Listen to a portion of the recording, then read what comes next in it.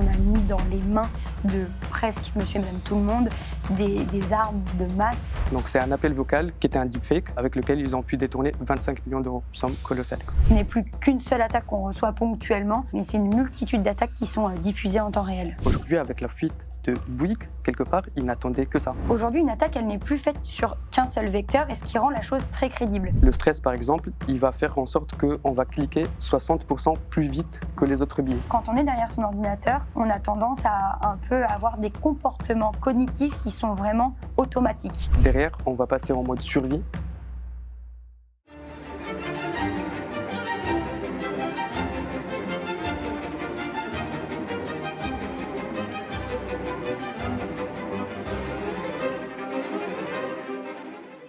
Bonjour à tous et bienvenue à notre nouvelle émission L'Angle d'attaque, l'émission cybersécurité, business et stratégie de risque intermédiaire. Aujourd'hui, on va parler de cybersécurité, mais pas que, on va parler de comment les hackers arrivent à vous arnaquer et surtout à utiliser vos biais cognitifs pour vous emmener à cliquer sur des liens. Et pour cela, on reçoit aujourd'hui une entreprise qui s'appelle Men in Black et qui travaille justement sur ces sujets. Bonjour. Bonjour. Alors, Cassie Leroux, vous êtes directrice des opérations de Men in Black et Ashraf Hamid, vous êtes directeur des équipes data. Est-ce que vous pouvez nous en dire plus sur ce que vous faites ? Au quotidien, chez Men in Black, avec Ashraf, on s'assure de développer des solutions qui permettent de protéger les collaborateurs en entreprise. Donc, on est une entreprise de 120 collaborateurs basée depuis Marseille et on accompagne nos clients sur diverses thématiques, à savoir la protection des emails, la protection des mots de passe, la formation et la sensibilisation aux cyberattaques dans une seule et même plateforme qui s'appelle YouCyber.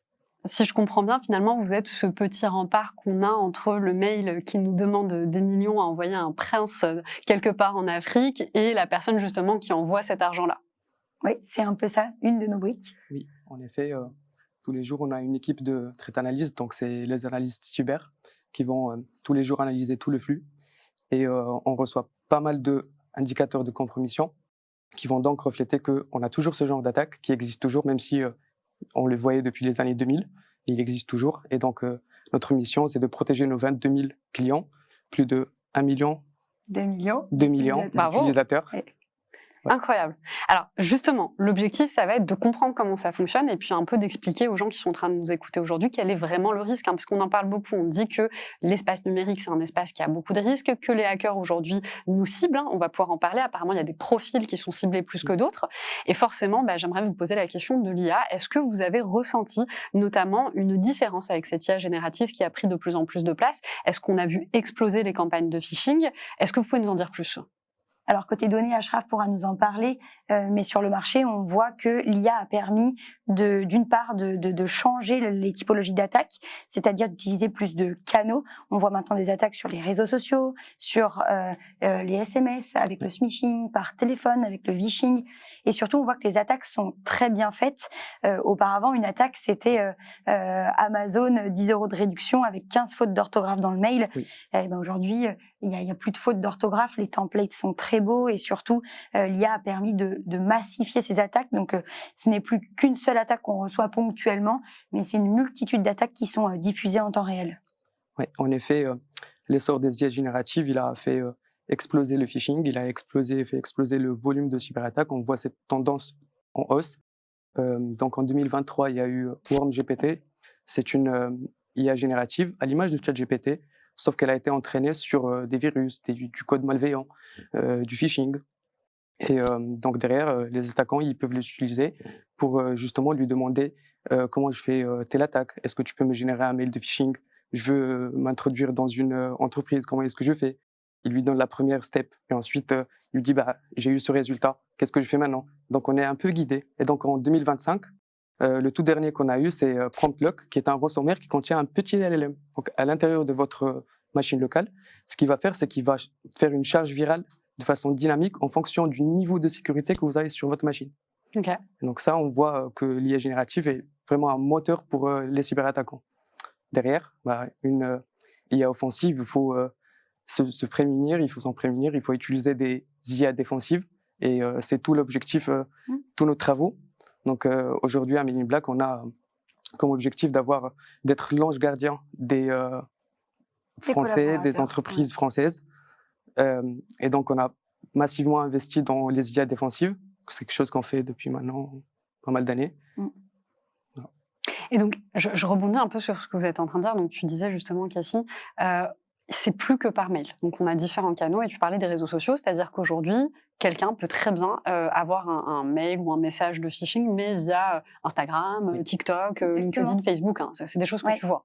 Alors, je vais parler là d'une attaque récente qui est arrivée à une de mes proches, qui s'est passée sur Facebook, et vous l'avez peut-être sûrement vue parce qu'elle a été largement diffusée.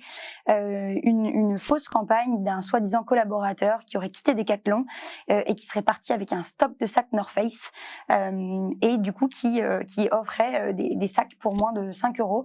Il suffisait de cliquer sur le lien, et les bots avec l'IA sont très bien faits puisqu'ils avaient eux-mêmes créé plein de faux comptes sur Facebook, commenté sur le post en disant « j'ai reçu mon sac, c'est génial ». Donc ça rend vraiment les attaques parfaites. Et quand je parlais de multiplicité des canaux, c'est qu'aujourd'hui une attaque, elle n'est plus faite sur qu'un seul vecteur, et ce qui rend la chose très crédible. Donc pour gagner ce sac à 5 €, il fallait rentrer évidemment sa carte bancaire, son numéro de téléphone et son adresse mail. Par la suite, on recevait du coup un email confirmant que le sac à dos allait être délivré, et puis un SMS avec le suivi. Et pendant tout le temps de livraison, les hackers derrière piratent les comptes bancaires, les adresses mail, les numéros de téléphone. Et c'est ça qui rend aujourd'hui l'attaque parfaite dans ce qu'on appelle les BEC, donc les Business Email Compromise. 60% d'entre elles sont maintenant aujourd'hui ultra personnalisées et touchent plusieurs canaux, ce qui rend en fait l'attaque hyper légitime. Elles s'inscrivent du coup dans un contexte. C'est plus seulement une attaque ponctuelle qui vient sur un sujet random. C'est vraiment une attaque qui est contextualisée.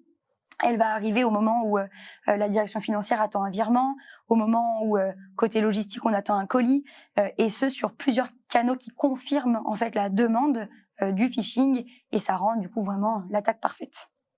Et toi, Ashraf, justement, tu parlais tout à l'heure de WormGPT. Oui.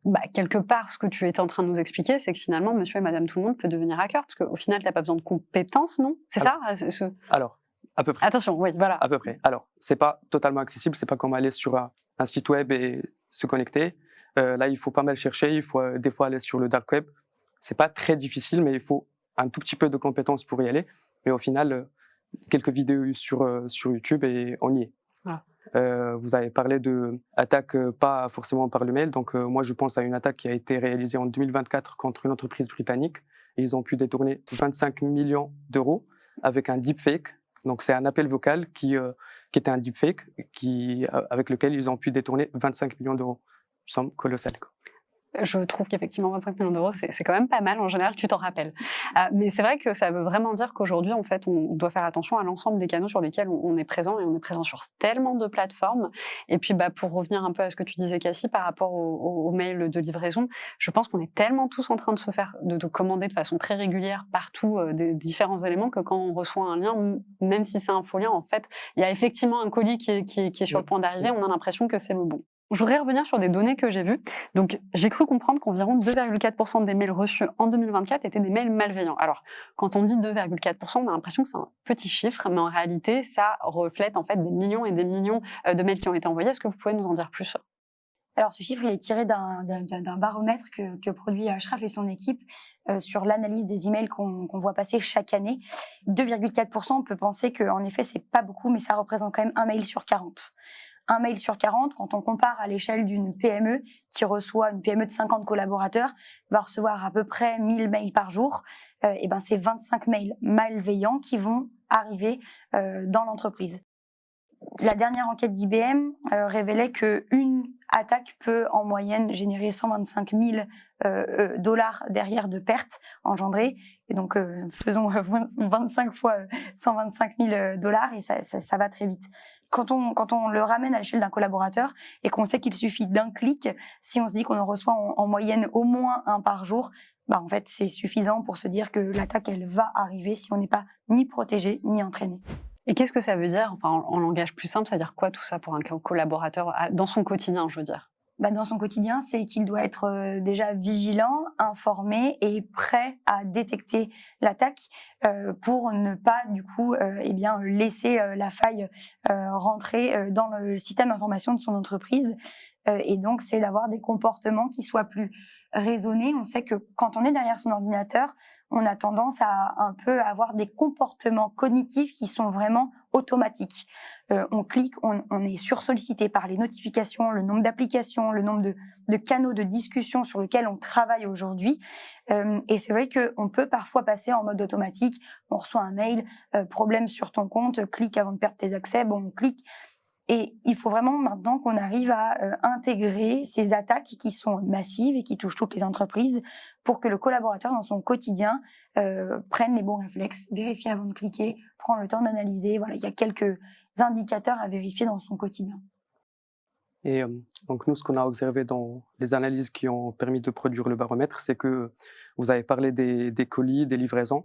Donc ce qu'on a vu, c'est que les attaquants, ils vont cibler en premier les outils qui sont utilisés par la majorité des personnes. Donc ça va être du SharePoint, du Dropbox, qui vont contenir des informations confidentielles qui sont valorisées pour l'entreprise. Et derrière, ils vont aussi utiliser tout ce qui va être Amazon, Chronopost. Et donc, comme vous avez dit, les collaborateurs, ils attendent. Et ce qu'on remarque aussi, c'est qu'il y a beaucoup de collaborateurs qui vont utiliser leur adresse mail professionnelle pour à la fois du personnel et du professionnel. Ouais. Et donc, derrière, quand ils ont l'habitude de recevoir des notifications de Chronopost sur leur adresse mail professionnelle, bah, ils vont être moins vigilants. Donc là, il faut passer par l'éducation et être équipé pour pouvoir bloquer ces cyberattaques. Et tu parles de l'utilisation de la boîte pro à usage perso, Ouais. Mais on voit aussi un deuxième problème qui est l'utilisation des boîtes personnelles sur les ordinateurs professionnels. Ouais. Il y a 4 ans, on avait mené une enquête sur des collaborateurs français et plus de 90% d'entre eux avaient confié avoir déjà ouvert leur Facebook, leur WhatsApp ou leur boîte mail perso. Et c'est vrai que quand on se retrouve dans un environnement plus personnel, on a moins tendance à faire attention et parfois peut-être à laisser tomber des barrières. Naviguer sur Facebook, on fait évidemment moins attention aux publicités qu'il peut y avoir. Et parfois, c'est surtout comme ça que l'attaque peut aboutir dans le système de l'entreprise. Alors, 1 mail sur 40, c'est le chiffre que vous me donniez tout à l'heure. Est-ce qu'il serait juste de dire qu'avec 1 mail sur 40, qui est un mail de phishing, finalement, tout le monde aujourd'hui, tous ceux qui sont en train de nous écouter, ont dans leur mail au moins un mail qui correspond à une tentative de phishing? Alors moi je dirais que c'est une certitude, ça dépend évidemment des barrières mises en place. Au sein des messageries, on va venir du coup nous filtrer les emails pour dépolluer les boîtes mail, donc de tout ce qui est indésirable et dangereux pour permettre aux collaborateurs de retrouver de la sérénité sur leur travail et d'être moins stressés parce qu'une cyberattaque qui est subie, derrière c'est du temps pour retrouver une aptitude complète au travail sur l'environnement de la boîte mail. Aujourd'hui, c'est avec certitude qu'on peut affirmer que les boîtes mail professionnelles sont inondées de tentatives de phishing ou autres cyberattaques. Oui, en effet, la pollution est à son summum. Moi, personnellement, j'en ai reçu pas mal. Quand on fait nos recherches, quand on regarde, on n'a pas des cas isolés d'utilisateurs qui ne reçoivent jamais de cyberattaque. Globalement, il y en a qui vont recevoir beaucoup plus qu'aux autres, il y en a qui vont recevoir juste à certaines périodes, qui peuvent être là juste par coïncidence, pas forcément ciblées, mais on peut dire que tout le monde en reçoit sur l'année. Alors, j'ai un autre chiffre justement qui était ressorti lors de la préparation de cette émission. Le spear phishing a explosé de plus de 231% en 1 an. Est-ce qu'on peut peut-être reparler de ce que c'est que le spear phishing? Oui. Et puis après, justement, moi, ma question, c'est de savoir, est-ce que cette augmentation immense, parce que 231%, c'est un gros chiffre, est-ce que c'est une augmentation qui est due justement à l'arrivée des IA? On en parlait brièvement au début de cette interview. Ou est-ce que c'est simplement des hackers qui sont capables aujourd'hui d'encore mieux traiter la donnée pour pouvoir nous manipuler? Alors, le spear phishing, à contrario du phishing, c'est pas des attaques en masse, c'est des attaques ciblées. Donc, on va exploiter des informations de collaborateurs, de directeurs, des informations personnelles. Là où on va utiliser, par exemple, les IA, c'est pour avoir des bots, pour aller chercher des informations plutôt ciblées sur l'utilisateur qu'on souhaite attaquer. Et là, je peux donner l'exemple de la fuite de données de Free, où il y a eu une enquête d'IBM qui a montré que 160 000 Français ont cliqué sur un lien de phishing faisant partie des personnes dont les données ont fuité. Et là-dessus, il y avait un phishing aux couleurs d'Amazon. Donc, c'était pour renouveler un renouvellement automatique de Amazon Prime à 480 €. Et donc là, les utilisateurs 160 000 utilisateurs ont cliqué. Ils ont même produit une map de la France et 160 000 juste en France. Il y a eu aussi ailleurs qu'en France. Et là-dessus, on est sur du spear phishing en masse. Donc, là où le spear phishing avant était ciblé. On devait passer plusieurs heures pour chercher des informations sur notre proie, sur c'est qui son manager, c'est qui son dirigeant, qui est-ce qu'on va usurper pour cibler le comptable, par exemple. Là, aujourd'hui, c'est beaucoup plus démocratisé, c'est beaucoup plus facile. Et je me souviens, je crois que c'était l'année dernière où tu m'avais envoyé une alerte parce que tu avais détecté que toutes les boîtes d'accueil des mairies qu'on protège avaient reçu en même temps une cyberattaque qui était du coup ciblée sur les boîtes génériques qui sont dédiées à l'accueil des mairies. Ça reste du spear phishing parce qu'en fait elles sont très contextualisées, comme le dit Ashraf là dans le cadre de renouvellement d'Amazon. Donc elles sont massives, nombreuses, mais du coup très spécifiques. Et c'est là où c'est dangereux, c'est que on perd confiance, on vient vraiment créer l'attaque parfaite au bon moment au collaborateur qui est derrière dans le cadre du travail et qui ne va pas voir la différence en fait avec un ancien mail de phishing, avec comme on le disait au début, avec des fautes d'orthographe, des mauvaises couleurs, et du coup on va tomber dans le panneau beaucoup plus rapidement que ça. Et donc ça, c'est grâce à l'IA finalement. C'est l'IA qui a rendu ça moins détectable, plus facilement. Plus facile, Ouais. que ce soit à plus grande échelle. Donc l'IA est aujourd'hui un très bon outil utilisé par les hackers. En effet. Alors je comprenais, j'aimerais bien qu'on recreuse ce point, cette question en fait du phishing ou du spear phishing qui vient en fait toucher des cibles particulières. Donc je comprends que parfois on va vouloir potentiellement toucher certains postes, certaines fonctions, certaines responsabilités. Comment? Qu'est-ce que vous avez pu voir sur le terrain? C'est quoi la réalité? Donc, Cassie, toi, tu en avais reçu un venant de notre directeur, Thomas Kerjean. Oui, c'est vrai. Et donc, il y en a eu d'autres cas qu'on a pu bloquer, mais l'idée, c'est qu'on va usurper le directeur. Ils vont envoyer un mail dans lequel ils disent « Je suis dans une réunion, je suis bloqué. Est-ce que tu peux m'envoyer ton numéro WhatsApp pour que je te dise de me faire une tâche rapidement ?» Ce qu'on peut cibler aussi, c'est les comptables ou les personnes qui travaillent dans la finance, ou globalement les personnes qui ont accès à des données confidentielles. Parce que c'est soit l'argent, soit des données confidentielles sur lesquelles sont à la recherche ces attaquants. Alors c'est vrai que dans le spear phishing, on appelle ça même le whaling, c'est le fait d'arriver à hameçonner, on va dire, des gros poissons, pour parler en anglais. Et là, souvent, on va venir du coup hameçonner les comités de direction ou les personnes qui ont un accès au compte bancaire de l'entreprise. Et parfois, on va même aller aujourd'hui plutôt voir des PME qui sont visées, parce que ce sont des entreprises moins protégées. Et c'est souvent par là aujourd'hui que l'attaque massive arrive, en visant en effet différents services qui peuvent mener à des fuites de données ou des transferts d'argent. Et comment on détermine et on identifie finalement ces personnes-là dans l'entreprise? Parce qu'il faut savoir qui est le comptable et donc qui a potentiellement la main sur les virements, savoir qui est le CEO. C'est les IA aussi qui collectent des données comme ça sur Internet? Comment ça se passe? On avait avant des outils, avant l'IA, on avait des outils qui nous permettaient de trouver les bons interlocuteurs. Maintenant, quand on récupérait toutes les données, on faisait du tri manuel, ça nous prenait beaucoup de temps. Maintenant, les IA, ce qu'elles vont permettre de faire, c'est déjà de permettre de contourner tous les filtres mis par exemple par LinkedIn pour qu'on ne puisse pas récupérer les informations. Donc elle va pouvoir récupérer plus d'informations plus rapidement. Elle va pouvoir aussi faire le tri et récupérer potentiellement plus de data points, les croiser et même crafter le phishing. Donc au final, on clique sur un bouton, on donne quelques instructions et on récupère la liste des personnes à qui on va envoyer. Qu'est-ce qu'on va leur envoyer? Parce qu'il faut aussi savoir pas uniquement qui cibler, mais comment est-ce qu'on va le cibler. Et derrière, en fonction des outils qu'on utilise, si on utilise du Worm GPT, voici la procédure à suivre, étape par étape, et on s'attaque aux personnes qui ont le plus de pouvoir ou le plus d'accès à l'information dans l'entreprise. Et typiquement, les attaques sur lesquelles l'IA va venir récupérer une donnée qu'on fait tous en entreprise, c'est le nouvel arrivant qui, sur LinkedIn, change de statut et dit « je viens d'arriver dans l'entreprise Alpha ». Et très généralement, dans la semaine, on peut être sûr de voir arriver un mail, du coup un faux mail de la direction, demandant au nouveau collaborateur de transférer son RIB pour le paiement de son salaire côté RH. Et on est sûr, dans 80% des cas, que cette attaque, elle va aboutir parce qu'elle est parfaite. Et ce sont les IA qui sont venus chercher ces données, visibles sur Internet. On est responsable aussi en tant que collaborateur de ce qu'on met sur Internet. Et donc, il faut protéger aussi ces types de populations, les nouveaux arrivants, tout comme les personnes les plus à risque dans l'entreprise. Alors, je suis entièrement d'accord avec ce point-là, parce qu'en fait, finalement, nous, on en a fait les frais. Alors, les frais, ça n'a pas abouti à une attaque, heureusement, parce qu'on est assez sensibilisé. Mais on avait eu le cas où un nouvel arrivant est arrivé dans notre entreprise et, comme tu le disais, très naturellement, il a voulu faire un post très joyeux pour dire voilà, je suis très heureux de rejoindre la société actuelle. Et dans la semaine qui a suivi, il a effectivement reçu un mail de ma part, qui n'était pas de ma part évidemment, d'un faux mail avec mon nom, mon prénom, mais qui correspondait pas au mail de l'entreprise, et qui lui demandait de lui envoyer certains documents et de cliquer sur un lien de façon urgente, toujours ce système d'urgence. Heureusement, on a quand même des collaborateurs qui sont sensibilisés, donc on a tout de suite transféré ce mail, et surtout on a fait passer le message à l'ensemble des collaborateurs de faire attention.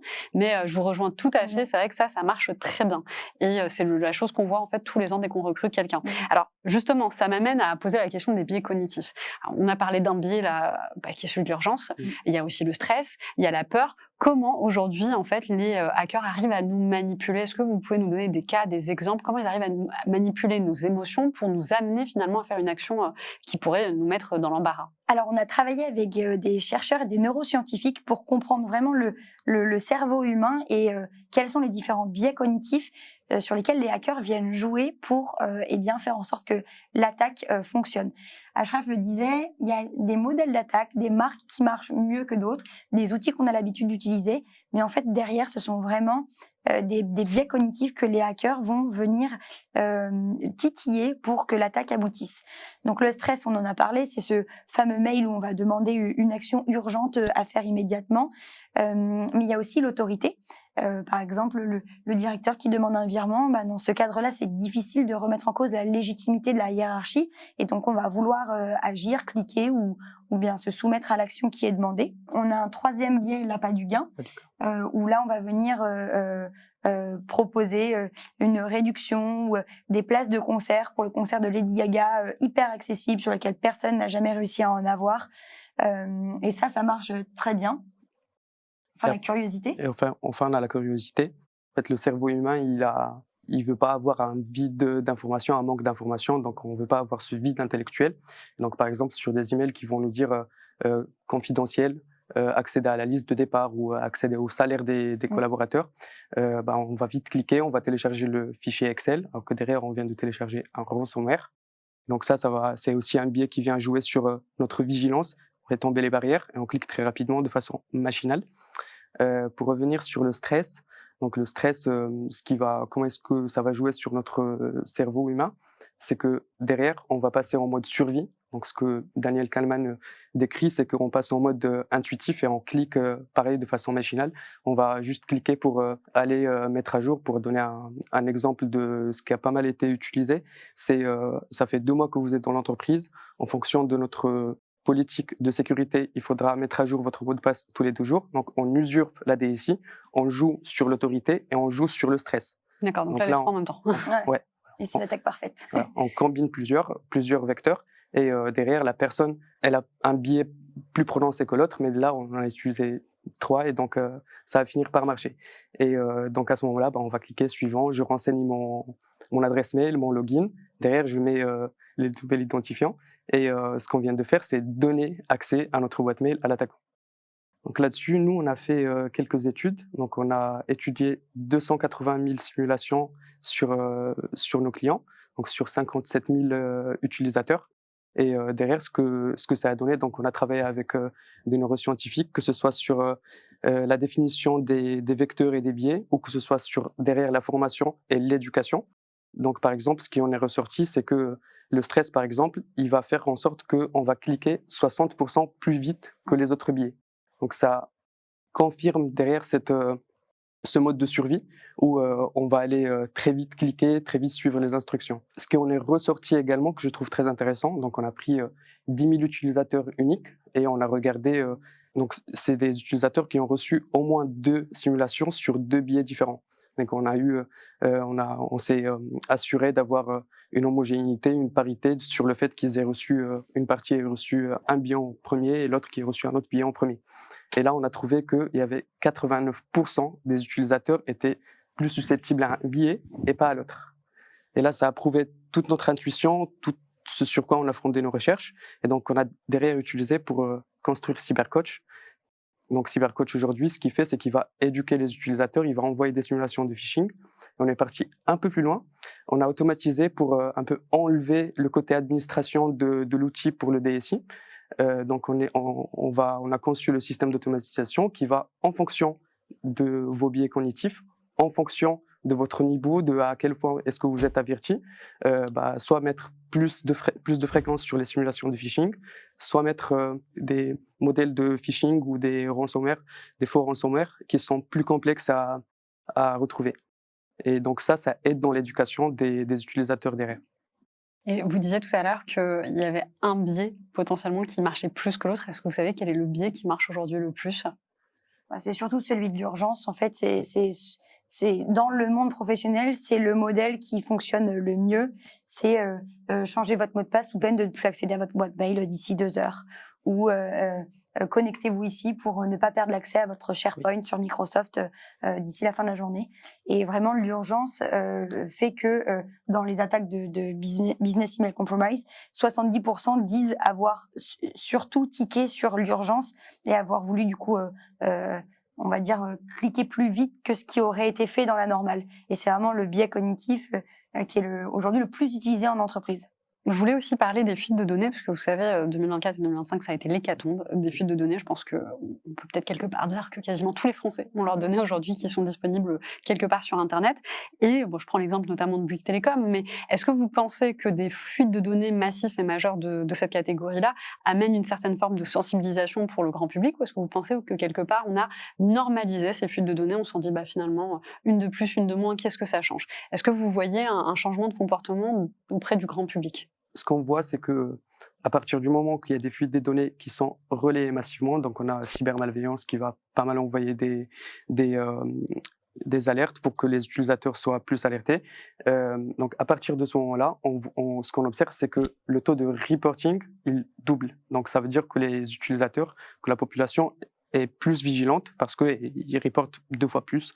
Mais derrière, ça génère aussi un sentiment de fatalisme, de se dire, ok, même les très grands groupes, au final, se font attaquer, donc pourquoi moi, est-ce que je vais... moi, ouais. Et donc, ce qu'on a vu, c'est qu'en 2024, il y a eu la fuite de données massive de Free. Ce que les attaquants ont fait, c'est qu'ils ont récupéré cette mine d'or pour eux, où ils ont essayé plusieurs méthodes, ils ont essayé des approches, ils ont corrigé, ils se sont améliorés. Et donc derrière, c'est comme s'ils brûlaient des cartouches. Et aujourd'hui, avec la fuite de Bouygues, quelque part, ils n'attendaient que ça. Donc, Ils sont prêts. Et on parlait tout à l'heure de vigilance qui est accrue pendant ces fuites de données. Maintenant, ce qu'il faut faire, c'est canaliser cette vigilance-là. Au lieu qu'elle soit juste ponctuelle au moment de la fuite, qu'elle puisse être sur la durée. Et c'est là où des solutions de formation ou des formations en interne de l'entreprise de façon récurrente vont aider à canaliser ce sentiment-là. Et moi, j'aimerais qu'on parle justement du phishing as a service. Ok. Comme assez incroyable comme histoire. Donc, déjà, redéfinissez-moi pour le public de quoi il s'agit exactement. Et est-ce que pour vous, ça amène une rupture dans le paradigme entre les attaquants et les défenseurs? Alors, le phishing as a service, c'est quelque chose qui est une suite logique de la direction technologique que le monde a pris.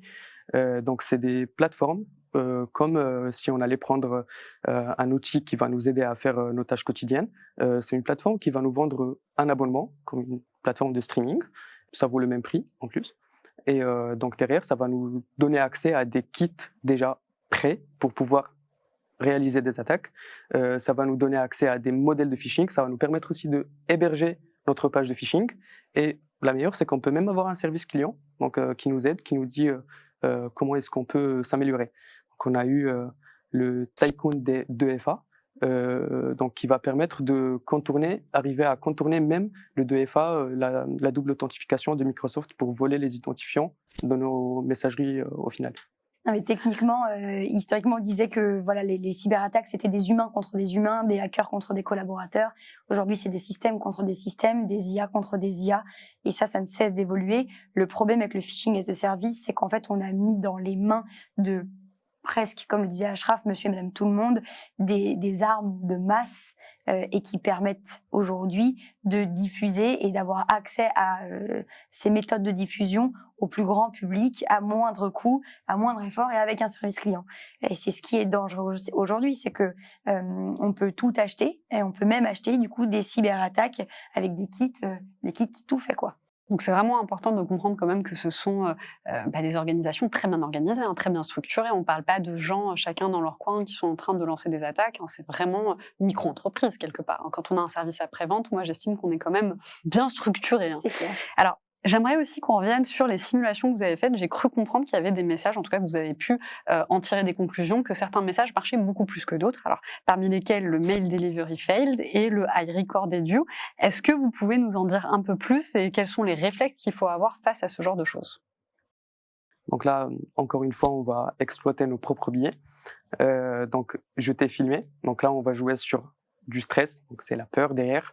Et encore mieux, des fois, on peut même usurper la victime. Donc, on va recevoir un mail qui provient de chez nous. L'attaquant, ce qu'il nous explique, c'est que il a attaqué, il a pu avoir l'accès à notre messagerie et nous a envoyé un mail depuis notre messagerie et il a accès à notre téléphone, il a accès à telle vidéo, à telle photo. Et donc derrière, il va nous demander une rançon, sinon il publie des choses sur Internet. C'est quand même très impressionnant quand on le reçoit et que ça vient de chez nous. Moi, je l'ai reçu. Je crois que je suis un peu averti et quand même, ça a généré un peu de stress sur un laps de 1 seconde. Mais là, il faut pouvoir prendre de la hauteur, pouvoir se dire, OK, est-ce que c'est réel? Pouvoir prendre du recul, aller faire une recherche rapide sur Internet. Globalement, on a pas mal de sites qui recensent les attaques en cours, les attaques précédentes.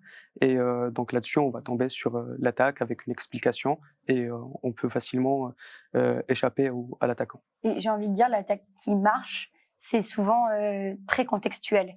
Au début de la guerre en Ukraine, on avait vu beaucoup de mails passer sur faites des dons, des faux dons en fait qui étaient derrière. Ça, c'est assez terrible. Mais pendant les Jeux Olympiques de Paris, on a vu aussi beaucoup de mails de faux CSE qui invitaient les collaborateurs à cliquer pour gagner des places pour assister aux JO. Donc l'attaque parfaite, j'ai envie de dire, c'est celle qui est le mieux contextualisée, même s'il y en a qui marchent toujours mieux que d'autres sur les mots de passe, Microsoft, l'accès aux données, etc., le mail delivery failed. Mais celle qui marche vraiment, c'est celle qui arrive au bon moment. Là, les fêtes de Noël arrivent, donc il va falloir faire attention sur tous les mails qui vont prendre encore la parole au nom de CSE pour faire gagner des box aux collaborateurs en entreprise. Ça, c'est quelque chose qui arrive et on va le voir de ça sur début décembre. C'est le type d'attaque qui va bien marcher, quoi. Et est-ce qu'il existe aujourd'hui des outils performants qui arrivent à détecter des mails de phishing qui ont été générés par IA? Est-ce qu'on est d'ailleurs capable en fait de distinguer des mails ou des messages écrits par un humain et des mails et des messages écrits par des IA? Il y a des IA qui sont capables de faire.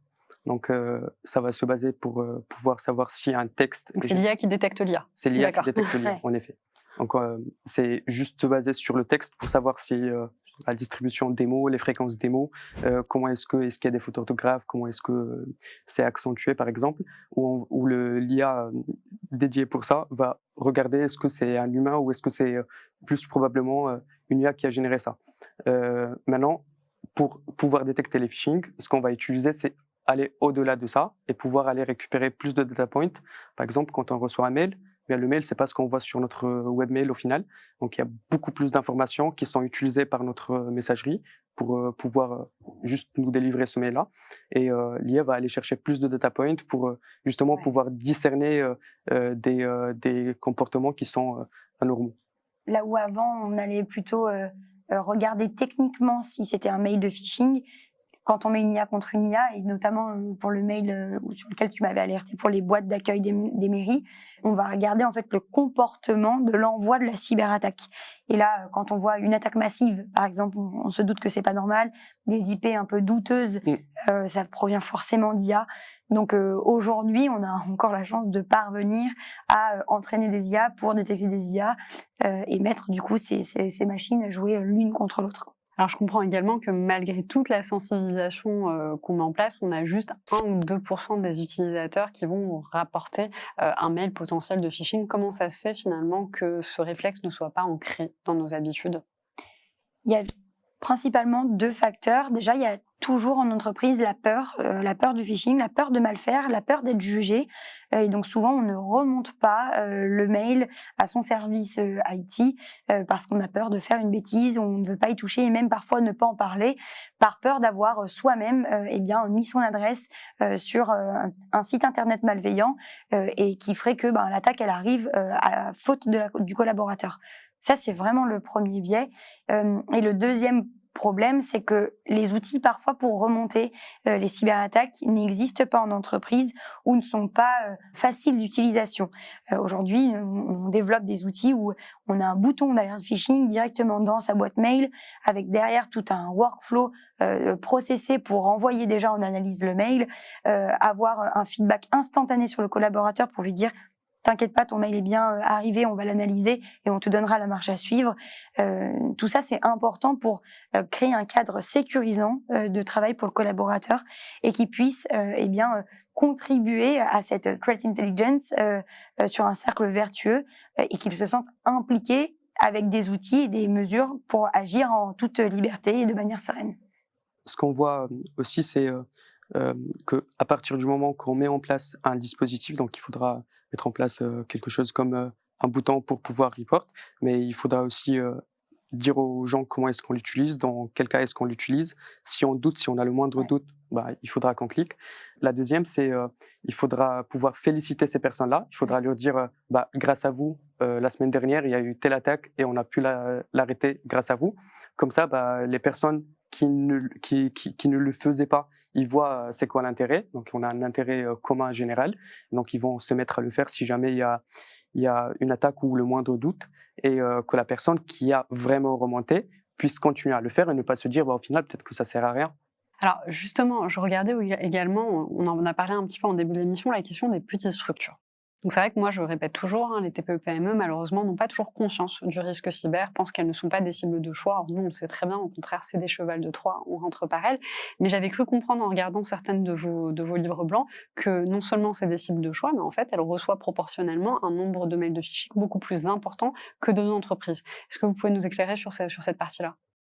Déjà, il faut qu'on regarde en France le tissu économique. On a un tissu économique de TPE et de PME beaucoup plus important que des grandes entreprises. Et donc, on parlait de la massification des cyberattaques. Les hackers, c'est comme nous, ils vont chercher où est-ce que les cyberattaques vont le mieux se répandre. Et aujourd'hui, c'est sur les TPE et PME. Donc, d'une part, parce que proportionnellement, elles reçoivent autant de cyberattaques, mais elles sont moins formées, moins équipées, moins entraînées pour les détecter. Si on faisait un sondage aujourd'hui en France sur combien de PME françaises se sont entraînées à une cyberattaque qui arrive avec un véritable exercice de crise, je pense qu'on serait pas vraiment surpris, mais plutôt tous un peu inquiets des résultats. Donc, les hackers vont véritablement chercher plutôt qu'à gagner une fois très gros sur une grosse entreprise, plutôt à saupoudrer. On appelle ça comme ça, de milliers et de milliers de cyberattaques pour aller chercher 125 000 € à droite, à gauche, mais à l'échelle de la France, c'est énorme. Et c'est vraiment la technique qui est utilisée aujourd'hui. Avec l'IA et le ciblage, on massifie, on densifie sur les entreprises les plus à risque, secteur public et secteur hospitalier aussi, très fortement ciblés. Sur les TPE, ce qui existe et ce que les hackers savent, c'est qu'on a un manque de ressources. Donc derrière, on sait qu'il y a pas forcément le DSI ou l'expert de cybersécurité qui va mettre en place tous les process, qui va s'assurer qu'il y ait des alertes si jamais il y a une activité malicieuse. La deuxième chose, c'est qui en découle peut-être, qui est l'outillage. Donc par exemple, on a ce qu'on appelle le DMARC qui va permettre d'authentifier nos échanges pour qu'on ne soit pas usurpé. Et aujourd'hui, sur les TPE-PME, on a moins de 50% des entreprises qui font cette démarche-là. Sur les failles de sécurité, donc à chaque fois on utilise des outils, qu'on utilise tous les jours sur nos ordinateurs, à chaque fois on a des failles qui sont découvertes dessus et il y a des patchs qui sont proposés pour qu'on puisse ne plus avoir cette faille-là. Et ce que les études remontent, c'est que sur les TPE-PME, on a besoin de plus de 200 jours pour mettre en place le patch. Mais en fait, en plus de 200 jours, il y a plusieurs patchs qui sont sortis, il y a encore plus de failles qui ont été découvertes. Donc on est massivement exposé. Et le troisième indicateur que j'aimerais donner, qui est suite à une étude qui a été faite, les TPE, les PME, il y a 38% qui disent qu'ils se sentent fortement exposés. Donc on a tout le reste qui se dit non, au final, Ouais. je suis pas exposé. Il y a un manque de prise de conscience. Aujourd'hui, il faut vraiment que les entreprises et les dirigeants de PME françaises acceptent soit de recruter, d'investir ou d'externaliser la sécurité informatique à des prestataires informatiques. Ils font ça très bien parce que Achraf parle de briques technologiques, de démarques, de DKIM. C'est pas forcément quelque chose qui est accessible pour un dirigeant. Déjà de comprendre ce vocabulaire, de savoir où le trouver, comment l'intégrer. Et pourtant, c'est des barrières qui aujourd'hui sont devenues la norme pour ces tailles d'entreprise.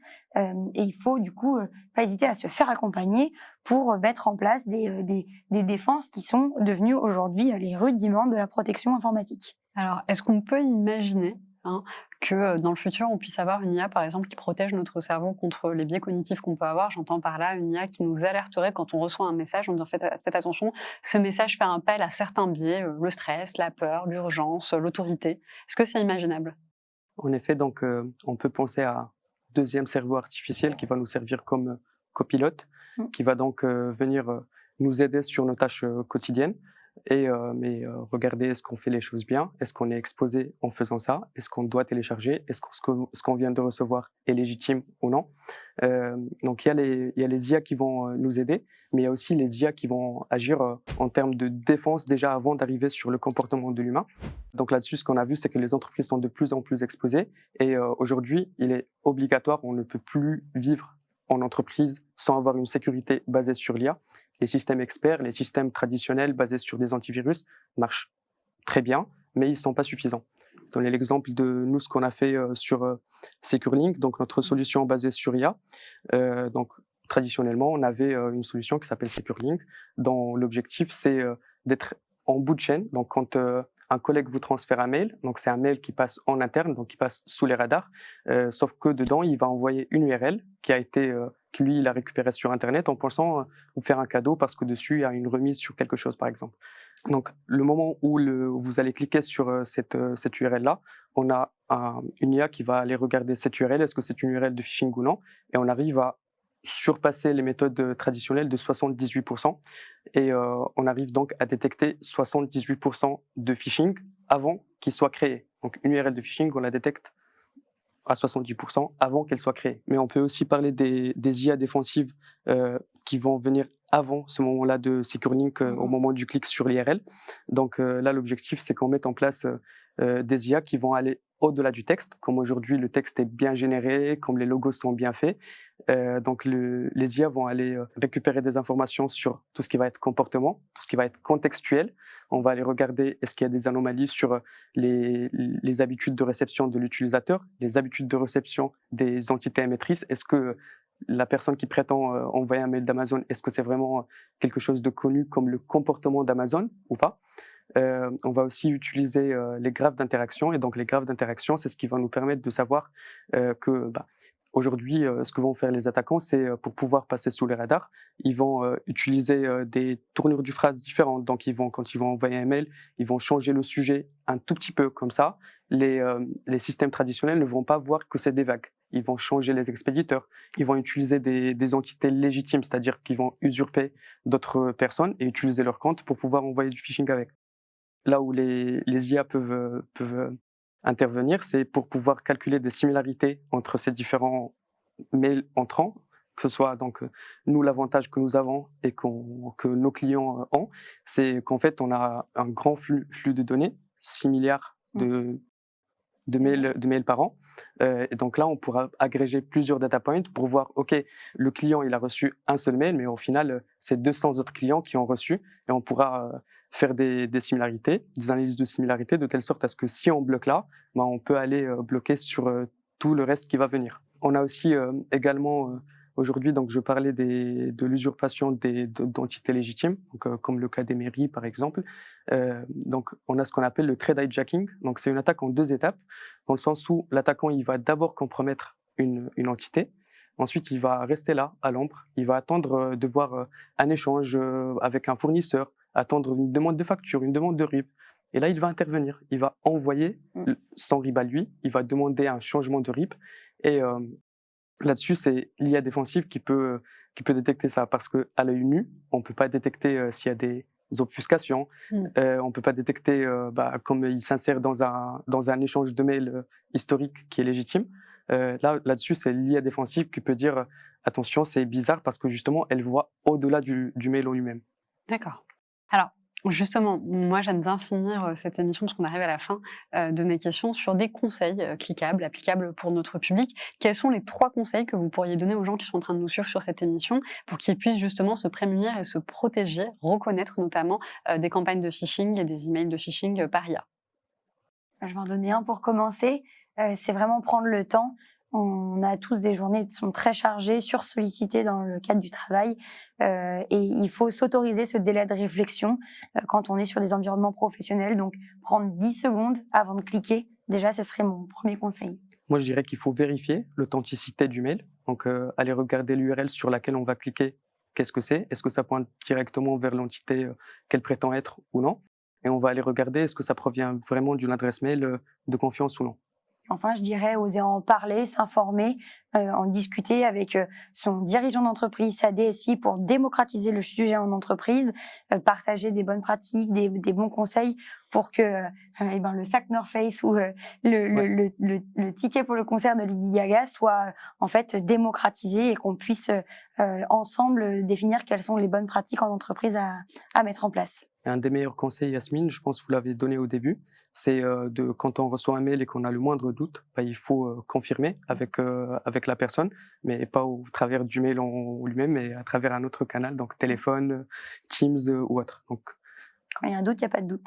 Voilà. Alors moi, je donnerais un autre conseil, c'est de ne pas hésiter à envoyer justement cette émission à votre papa, à votre maman, à vos collègues, parce que justement, ça va leur permettre de prendre conscience du risque numérique, du risque de cyberattaque qu'aujourd'hui on peut avoir. Alors, merci beaucoup à Cassim, merci beaucoup à Ashraf pour cette émission. Merci également au public qui nous a suivis. C'était l'émission L'Angle d'attaque en partenariat avec Mailing Black, donc notre émission de cybersécurité, stratégie et business. Si vous avez d'autres questions, vous pouvez également contacter Cassie Leroux et Ashraf Hamid sur LinkedIn. Et puis surtout, n'oubliez pas de commenter, de liker et de partager cette émission pour qu'on puisse continuer à vous proposer un contenu de qualité. Et puis je vous dis à bientôt.